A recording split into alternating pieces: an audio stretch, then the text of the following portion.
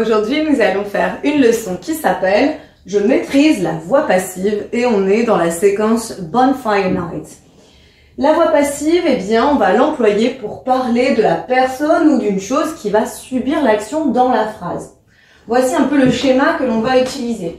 Le sujet, ensuite il y aura l'auxiliaire be qui doit être au bon temps et à la bonne personne, hein, et j'en parlerai un peu après, suivi du participe passé. Pour les verbes réguliers, le participe passé se termine en ed, et pour les verbes irréguliers, eh bien, c'est la troisième colonne. Si je prends la base verbale go, to go, le verbe aller, prétérit went, et ici troisième colonne, donc le participe passé, gone.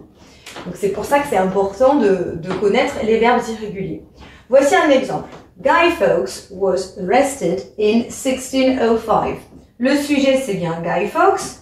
Là, l'auxiliaire be au prétérit a été arrêté. J'ai à la bonne personne puisque c'est à la troisième personne ici du singulier.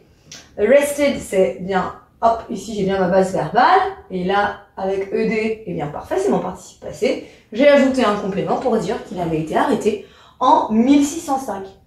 Parfois, eh bien, on pourra ajouter by comme ça. Mais ça, c'est quand on sait qui fait l'action. The sky is illuminated by fireworks. Le ciel est illuminé, éclairé par, ici, les feux d'artifice. Eh bien, je pourrais dire juste ça, the sky is illuminated. Mais là, je sais ce qui illumine le ciel, les feux d'artifice. Donc, je peux éventuellement l'ajouter. Let's practice now. Pour voir si tu as bien compris comment fonctionnait eh bien, la voix passive, voici ici quelques phrases à associer. Donc là, on va essayer de voir comment ici faire une phrase à la voix passive. Alors, je commence avec le premier là, the gunpowder. Donc là, la poudre canon. Qu'est-ce que je peux dire?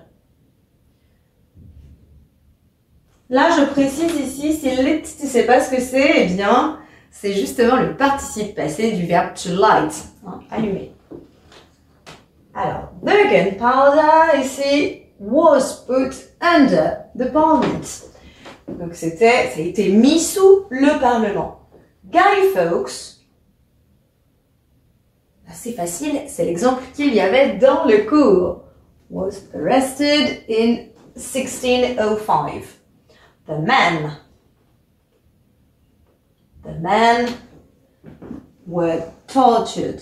Donc là, ici, c'est les compagnons de Guy Fawkes hein, qui ont été torturés, effectivement. Et enfin, fireworks, donc les feux d'artifice, sont allumés par les gens. Et ça, c'est ce qui se passe tous les ans, le 5 novembre, au moment de Bonfire Night. I hope it's easy for you now. See you later. Bye. Maintenant que tu as tout compris, entraîne-toi en faisant les exercices ci-dessous.